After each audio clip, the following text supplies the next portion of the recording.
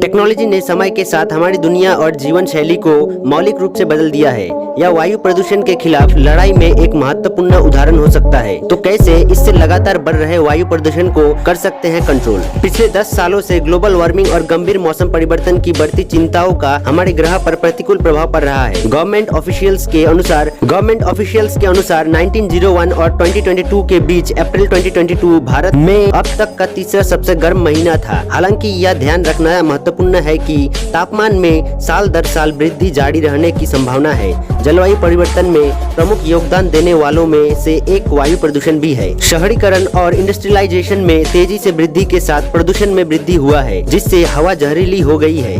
तकनीकी प्रगति ने पहले से ही हमारे जीवन के हर पहलू को प्रभावित किया है। दुनिया अब विज्ञान और टेक्नोलॉजी से आगे बढ़ रही है और इससे पर्यावरण संबंधी समस्याओं का भी हल मुमकिन है।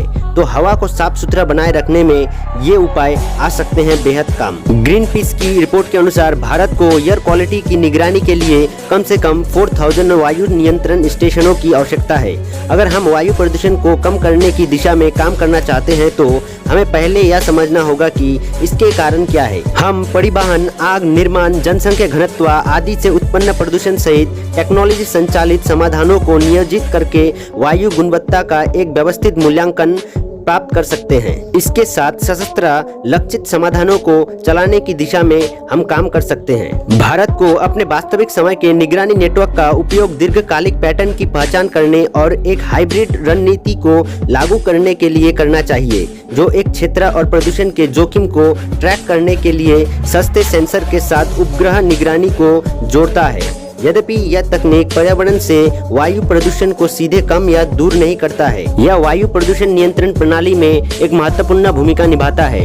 इस तरह के उपकरण नियामक निकायों को विभिन्न प्रदूषकों के लिए उत्सर्जन सीमा का अनुपालन सुनिश्चित करने में मदद करता है। यह परिवेश प्रदूषण निगरानी से जुड़े लागत और समय के बोझ को भी कम करता है। मुंबई, बेंगलोर, पुणे और अन्य शहरी क्षेत्रों जैसे आबादी वाले शहरों में बड़े और माध्यम वाहन ग्रीन हाउस गैसों का प्राथमिक स्रोत है। जनसंख्या में वृद्धि और वाहनों की संख्या में वृद्धि के कारण ग्रीन हाउस गैसों को दर्शाने वाला ग्राफ लगातार बढ़ रहा है। हालांकि मौजूदा वाहनों को रेट्रोफिटिंग करके इन उत्सर्जित गैसों को धीरे धीरे स्रोत से कम किया जा सकता है। वाहनों के पुर्जे इंजन की संचालन क्षमता से समझौता किए बिना उत्सर्जन स्तर को सीमित कर सकते हैं। इस तकनीक में वाहन और निकास प्रणाली में पूरी तरह से स्वचालित उपकरण को फिट करना या स्थापित करना शामिल है।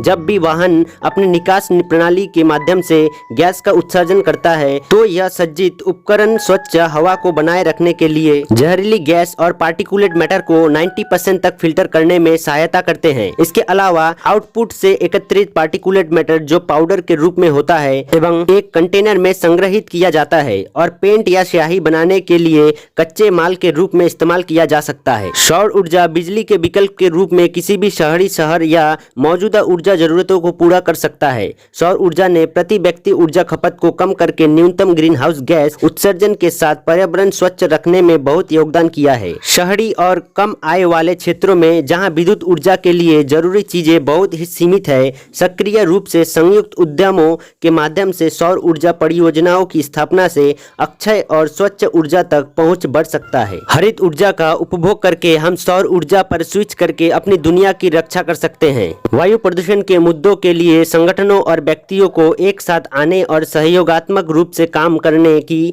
आवश्यकता होगी। लंबी अवधि के लिए एक प्रभावी और सफल रणनीति की जरूरत है। हालांकि प्रमुख शहरों में वायु प्रदूषण को नियंत्रित करने के लिए सरकार द्वारा पहले ही कई कदम उठाए जा चुके हैं। ये समाधान आने वाले वर्षों में सफलतापूर्वक लागू होने पर ही बढ़ते प्रदूषण के मुद्दे से निपटने की क्षमता रखते हैं। स्वच्छ हवा की दृष्टि पर विजय प्राप्त की जा सकती है यदि हम एक साथ काम करें और नए तरीकों से उत्तर खोजें।